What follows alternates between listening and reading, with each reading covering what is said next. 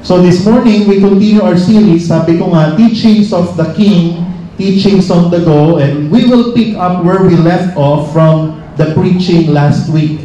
So last week, we have learned 4 lessons from verses 36 to 44. Yan po yung napag-aralan natin last Sunday. So mga katotohanan about Jesus' return. So first, Jesus' return is completely unexpected. It is unpredictable. We cannot guess, we cannot predict. No? So the rapture, unpredictable.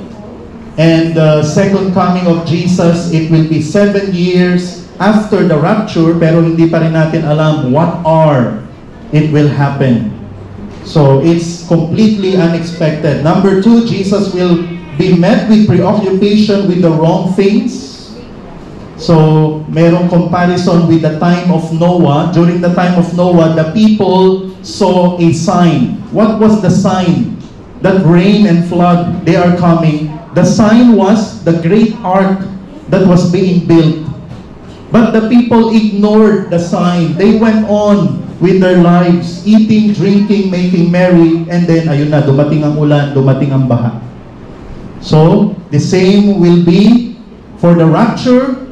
For the second coming of Jesus, people will be preoccupied with worthless, sinful things, and they will be completely surprised. And then Jesus' return will be different for believers and unbelievers. Yan po yung pangatlo, verses 40 to 41. Makikita natin, for believers, they will be raptured. They will not endure the tribulation period. They will be with Jesus always. Rapture, tuloy-tuloy na hanggang eternity. But for unbelievers, they will not be raptured. They will suffer in the tribulation period. They will die in the battle of Armageddon. They will spend 1,000 years in hell and in the lake of fire for all eternity.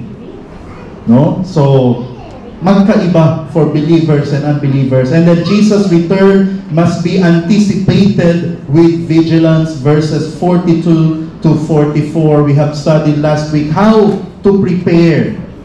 And of course, in general, we must live a holy life. We must be sure of our salvation. We must be serving one another, serving the people, and also evangelizing. That's how we should prepare for the coming of Jesus. So this morning, we will continue our study in Matthew 24, and we will learn lesson number 5. So lesson number 5, continuation po nitong 4. So let us open to verses 45 to 51. The title for the preaching this morning is Teachings on the Go, the Faithful and Wicked Servant. The Faithful and Wicked Servant. So before I continue, let's commit this time to the Lord. No, let us commit ourselves to the Holy Spirit. Panginoon, we pray for your Holy Spirit to guide us, to give us wisdom and understanding.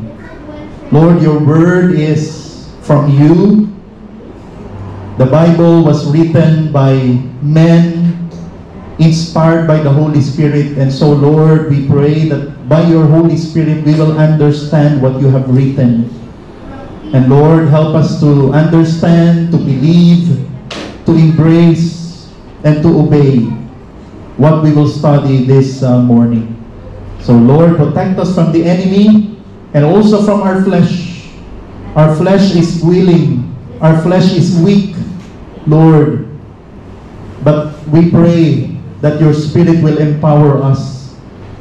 We pray that your Spirit will do a supernatural work. And we pray that your Spirit will preach a better sermon than I can this morning. In Jesus' name we pray. We commit this. Amen and amen.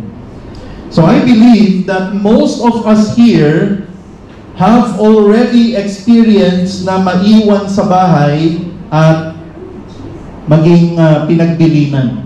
Diba? Sino dito yung naka-experience nun? Raise your hand. Naiwan sa bahay, pinagbilinan ka ng mga instructions that you should do habang wala ang iyong asawa o habang wala ang iyong magulang. Sino po dito? Raise your hand. Ayan, napakarami po ang pinagbilinan. In one word, ang tawag po sa inyo ay pinagpilinan. No? Naiwan, binigyan ng instructions, you should do this, pagbalik ko, dapat tapos na, dapat nagawa mo, everything should be complete. And also, I believe that most of us here also, we have experienced the one who left home, tayo yung umalis, at tayo yung nagbilin. So, sino dito yung ganon? Umalis ng bahay, nagbilin. Ayan, marami. Husband and wife, no, pareho, no, vice versa. So, kayo ay pinagbilinan at kayo din ay nagbilin. Okay? Hindi naman huling habilin ito, no? Nagbilin lang kasi aalis, may pupuntahan. So, being the one left at home sa mga pinagbilinan, I believe that there were sometimes that we did what we have to do.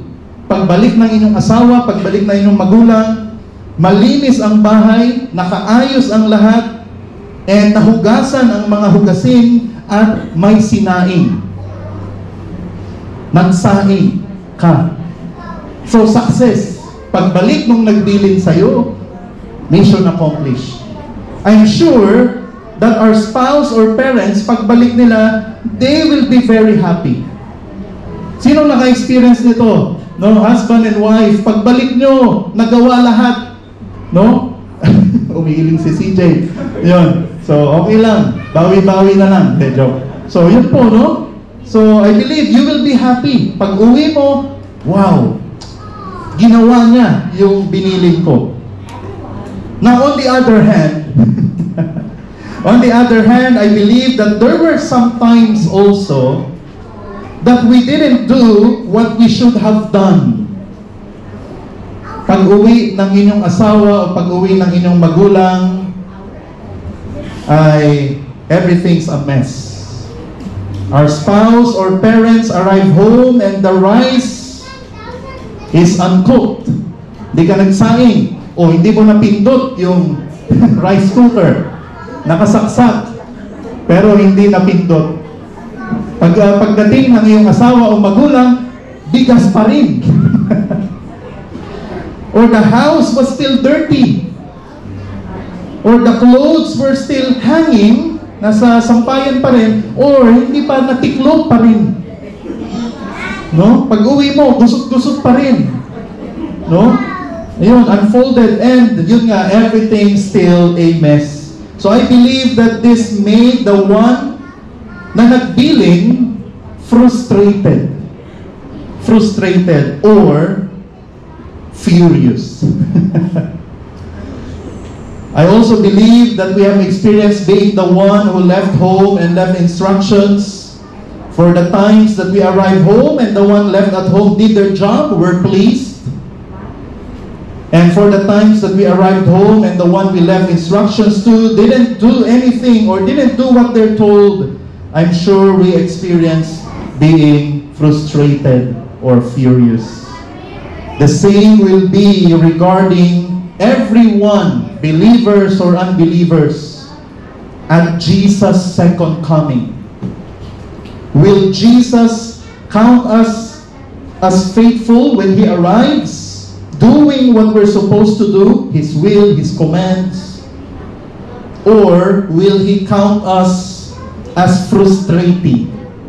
Not doing what we're supposed to do, instead we are doing sin and we are doing something worthless, things that have no eternal value. So here in our passage this morning, we will learn, sabi ko nga, the fifth lesson, one more lesson regarding Jesus' return.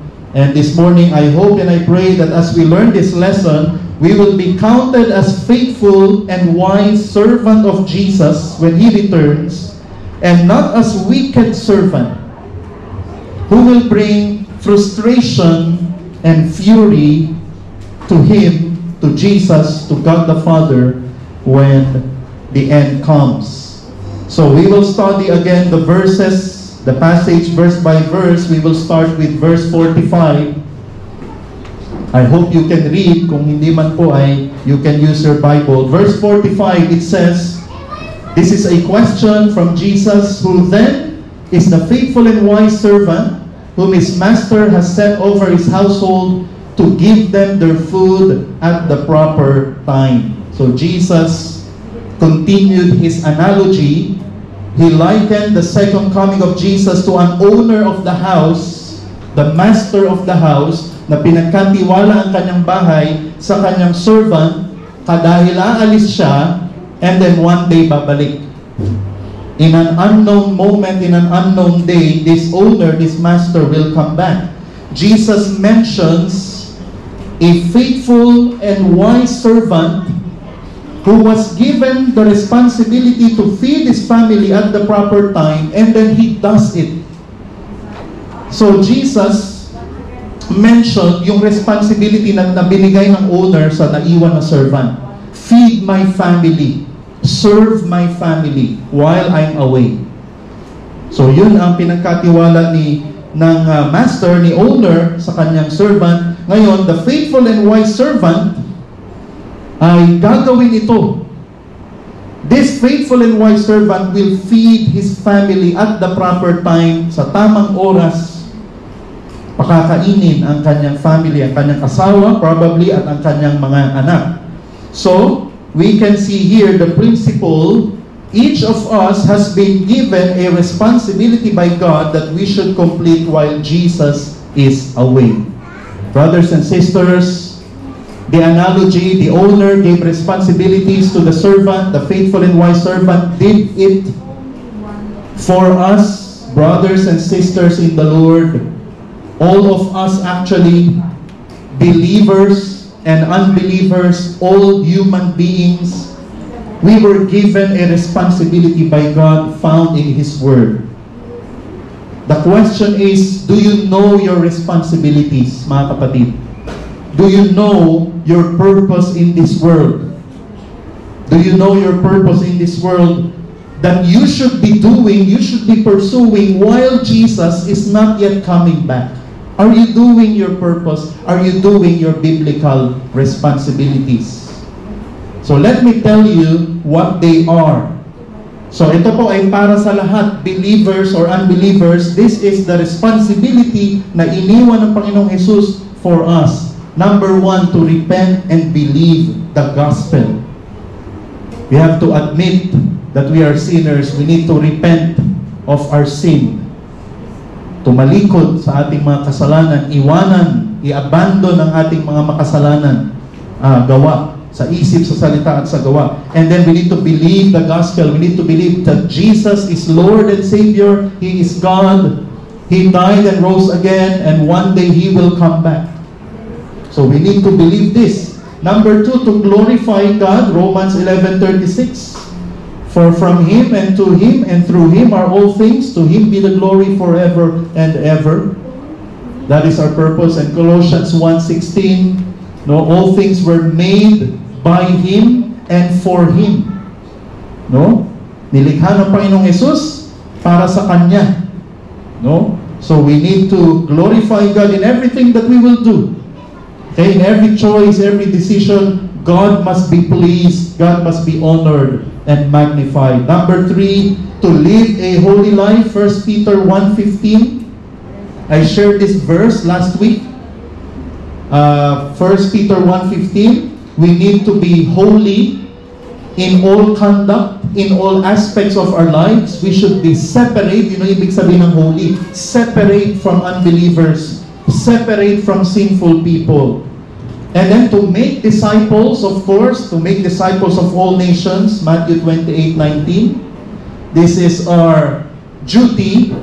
And 1 Peter 4:10-11, to serve one another through our spiritual gifts. So mga kapatid, ito po ang dapat pinagkakaabalahan natin while Jesus is away.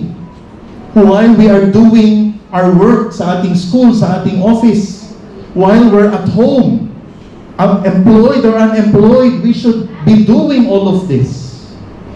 No? So, to summarize this 5, Matthew 22:37-39, this is what we should be doing while Jesus is away, to love God and to love one another.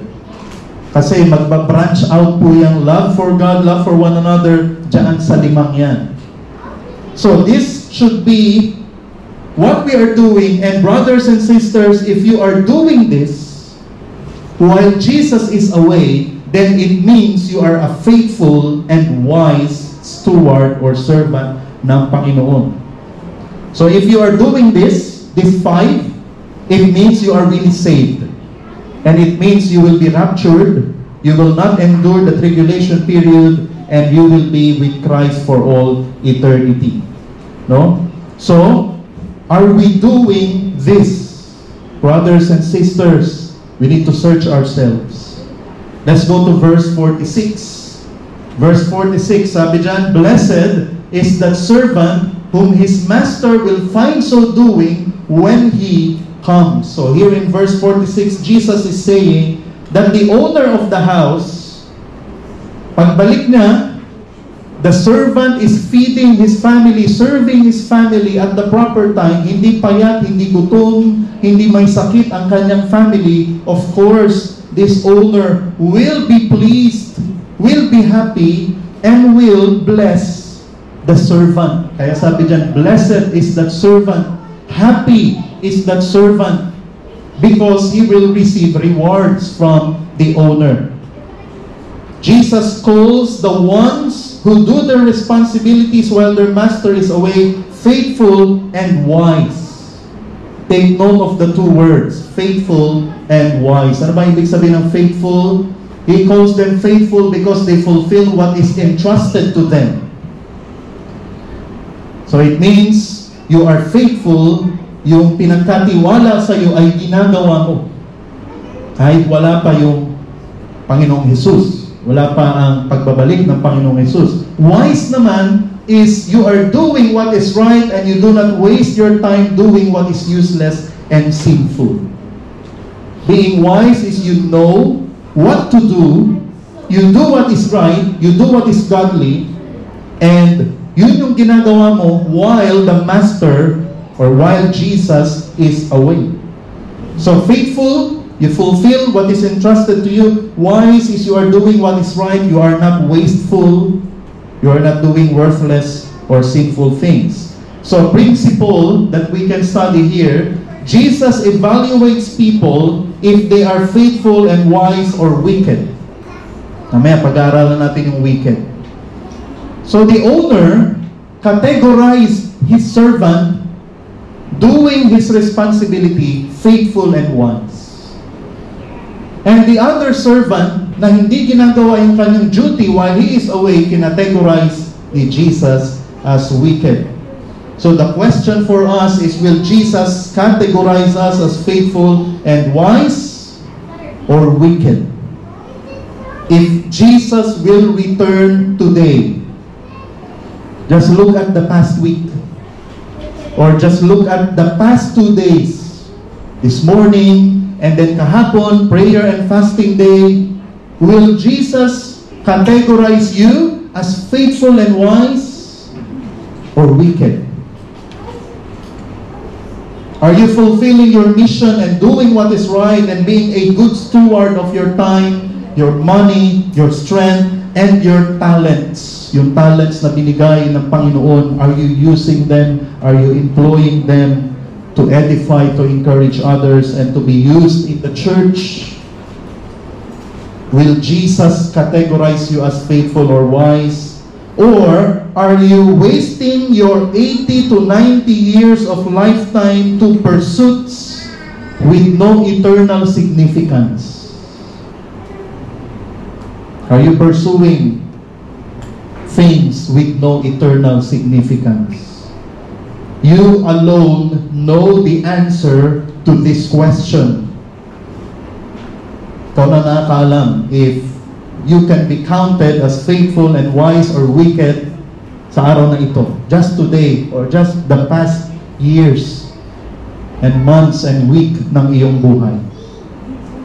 Now, the question is, what will be the owner or the master's blessing towards his faithful and wise stewards? Anong blessing ang ibibigay o reward na ibibigay dito sa faithful and wise? Verse 47, Sabi niya, truly I say to you, He will set him over all his possessions. So this is the Master's reward to the faithful and wise. Pinagkatiwalaan at ginagawa niya, gumagawa ng tama, hindi nagsasayang ng kanyang time. He will be in charge of all of his possessions.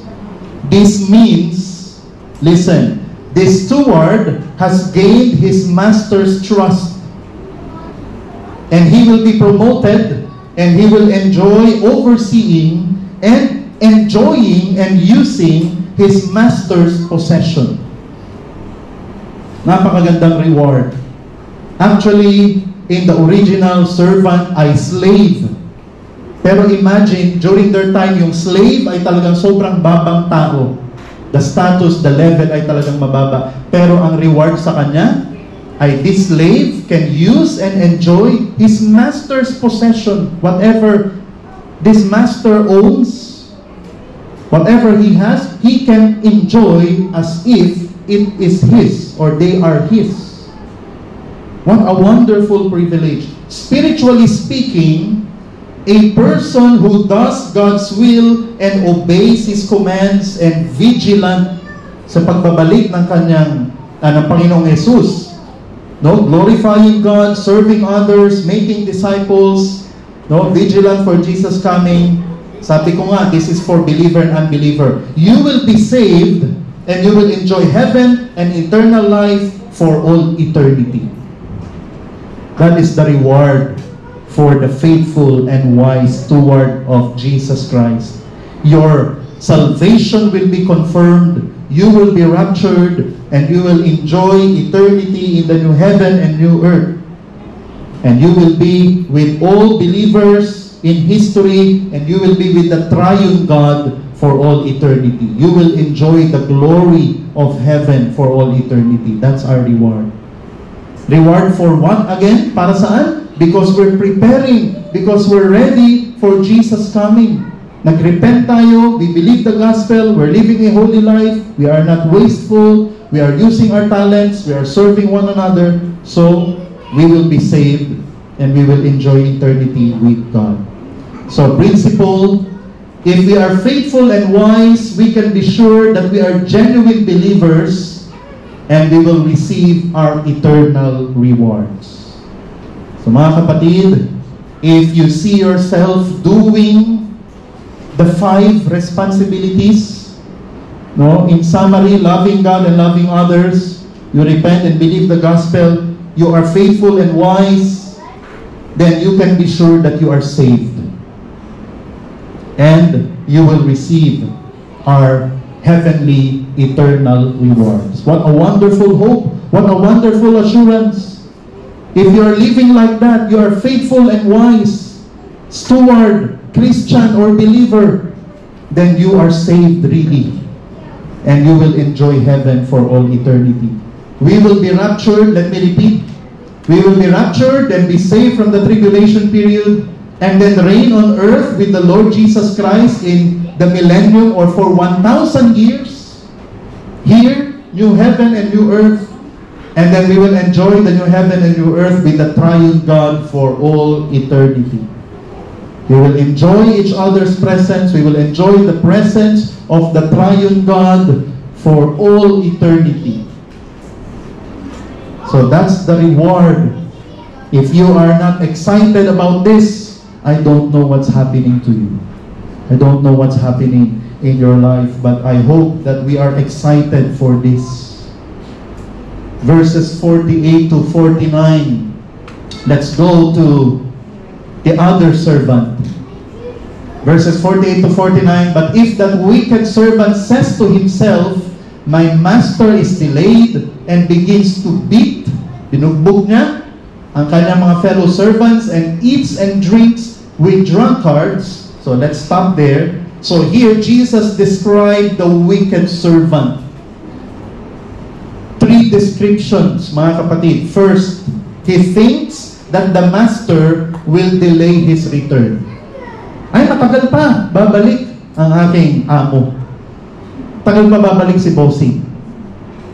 Second description, he will treat his fellow servants poorly. He will not treat his fellow servants well. No? He will abuse, he will beat, he will hate. And then the third description of the wicked servant, he will waste his time in worthless and sinful things. Sabi dyan sa verse, eats and drinks with drunkards. He wastes his time, he wastes his life with sinful people also. Not just doing sinful things, but spending time with sinful people. That's the wicked servant. So principle, a wicked servant is one who rejects Jesus' return, hates others, has a hateful attitude, and wastes his life. So actually, according to commentaries, this person is an unbeliever. No? He doesn't believe. Ayan, this person is unsaved because he doesn't believe Jesus' promises of His return. Nire-reject ang idea of the rapture, the second coming, kung ano yung buhay natin ngayon. Ito na to, tuloy-tuloy na lang, hanggang mamatay tayo, hanggang forever and ever. So, hindi naniniwala sa rapture, sa second coming, and also doesn't believe Jesus' identity, doesn't believe that Jesus is Lord, Savior, and God, and hindi sumusunod sa kanyang mga utos, hindi nagre-repent, hindi namumuhay ng banal, and he doesn't love one another. So this person is actually an unbeliever. And an unbeliever, of course, will spend eternity in the lake of fire. By the way, take note, iba pa yung hell sa lake of fire. The lake of fire will be worse than hell. 1,000 years in hell and eternity in the lake of fire. And this wicked servant will spend eternity there. So, he doesn't believe Jesus' promises, he doesn't believe Jesus' identity, and he doesn't do Jesus' commands. This is an unbeliever. On the other hand, if this person is saved, then he is immature and needs to repent and change to prove his salvation. If this person confessed or professed Jesus as Lord and Savior, but not living a holy life, not evangelizing, not using his talents, etc., wasting his life, merong profession, then he needs to change. He needs to really work out his salvation with fear and trembling, or else profession lang at hindi possession, no? Kasi iba yung professing believer sa possessing believer, and this person is truly, in reality, an unsaved person. So, believer or not, this person must fear God and fear the consequences of not preparing for Jesus' return, hating others, and wasting his life. So whether you are a believer or an unbeliever, this morning, there will be a punishment for us if we're not preparing well for the second coming. Baka iniisip natin, ay, Christian ako, I'm sure. But then we will waste our lives and we will do sinful and worthless things, then the Lord will still punish us. Different lang sa punishment sa unbelievers, but there will still be discipline or chastising for us. The question is, what are the consequences or punishment? Let us go to verses 50 to 51. The master of that servant will come on a day when he does not expect him, and at an hour he does not know, and will cut him in pieces. Hindi po kayo nagkakamali or namamalikmata. That's what the owner will do to the servant. Cut him in pieces and put him with the hypocrites. In that place there will be weeping and gnashing of teeth. Jesus declared that the return of the master is imminent. The day and hour of the return of the master is unexpected or unknown. Now, obviously, it is implied that the wicked servant didn't prepare for his master's return. And so in verse 51, we can see the master's punishment to him as soon as he arrives. And the punishment is harsh. The punishment is harsh. The master will kill him, cut him into pieces, and then put him in a place of torment together with hypocrites. This refers to the severest punishment during their time. Actually, this was how the prophet Isaiah died. He was cut into pieces because of his ministry. The question is this unfair? Is this too much? No. No, this is not unfair. This is not harsh. Because take note, what this servant did was also harsh. Anong ginawa ng servant? Pwede nyo bang balikan? Tingnan nyo sa inyong Bible. This servant didn't feed the family of the owner. Didn't serve the family of the master. And then ano pa? He treated his fellow servants poorly. Binugbog niya. Inabuse niya. And then ano pa? He wasted his time with immoral and wicked deeds. This is not unfair, but the master actually showed justice. This servant, hindi lang siya hindi naghanda, pero inaway niya pa yung kanyang fellow servants, pinagbubugbog, at ginutom ang kanyang family, hindi nag-serve sa kanyang family, and saan niya ginamit yung kanyang oras? Sa mga walang kwentang bagay.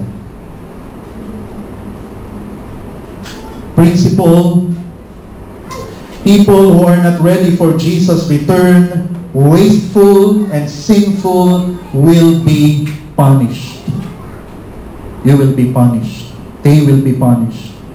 Unbelievers and even believers, sabi ko nga, will be punished if they're not ready. If they're not ready for the return of Jesus. In relation to unbelievers, anong punishment? They rejected Jesus' promise of return and resisted His identity as Lord, Savior, and God. They will experience the tribulation period and all the horrors in it. And they will go to hell. Imagine, sinusubog ka for 1,000 years at hindi ka namamatay. Worms coming out of your nose and ears and eyes. And then the lake of fire for all eternity. Is this harsh? This is not harsh. Because the unbelievers, they have all the time on earth to believe and accept the gospel, but they didn't. Many unbelievers pa nga, they mocked Jesus, they mocked His followers. They killed His prophets and apostles and committed idolatries and immoralities. So don't ever think that this is unjust or harsh. This is fair and this is right.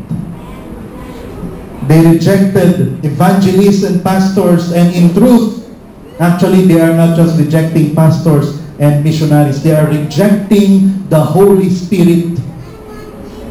And do you know what is the unforgivable sin? It is to reject the working of the Holy Spirit. To reject the gospel.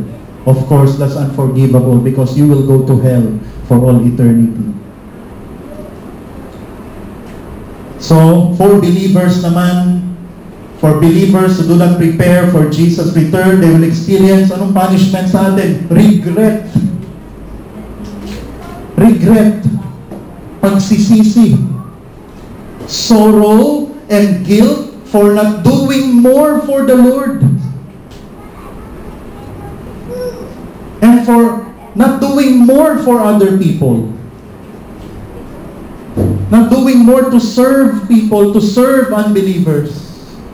And for wasting precious time doing unimportant things. Let me repeat what I said last week and also 2 weeks ago. Preparing for Jesus' return doesn't mean that's all that we do. Hindi na tayo magtatrabaho, magre-resign sa work, and also we will not rest and relax anymore. Actually, Jesus commanded rest and relaxation. But the majority of our time is we are preparing for Jesus' return. We are living a holy life. Of course, there is time to work. There is time to have fun with our family. There's time to rest. Jesus commanded rest.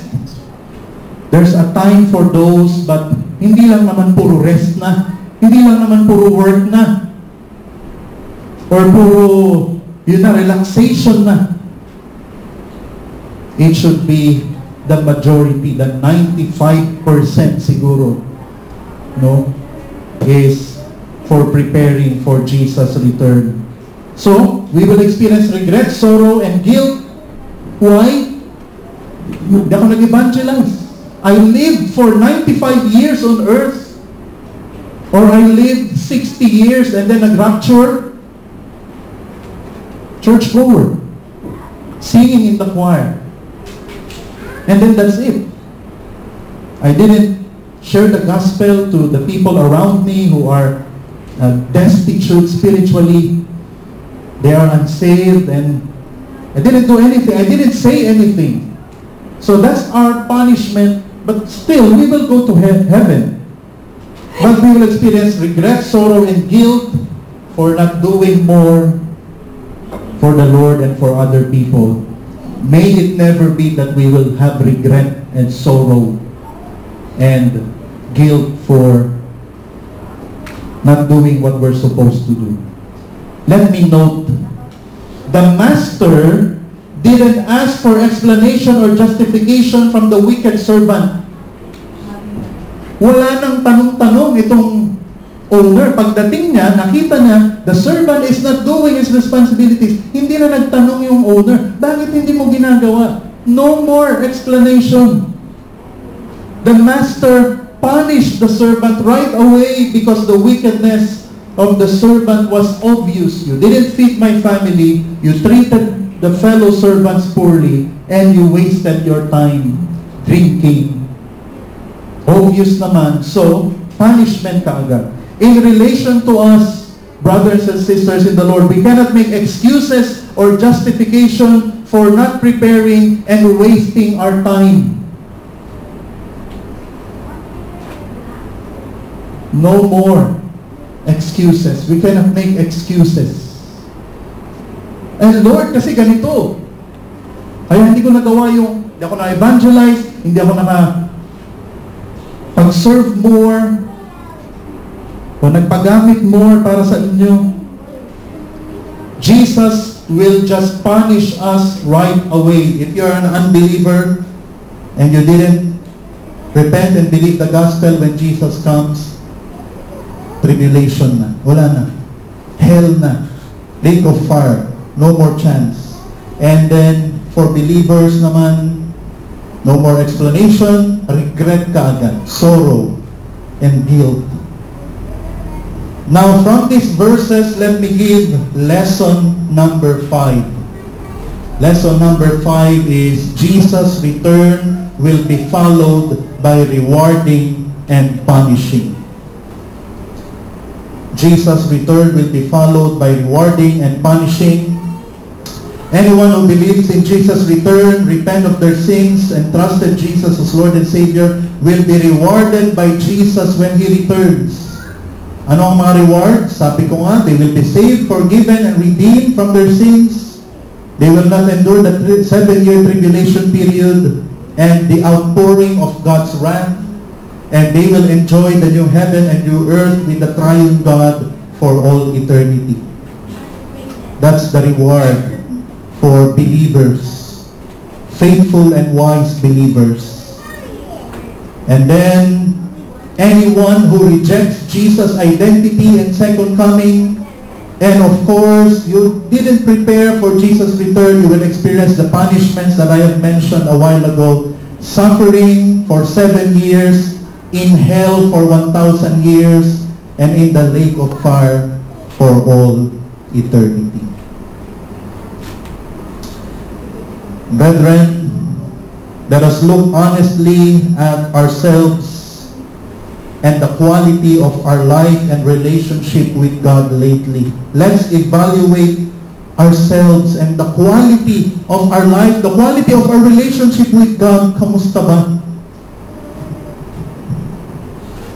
Could you consider yourself a faithful and wise servant or a wicked servant?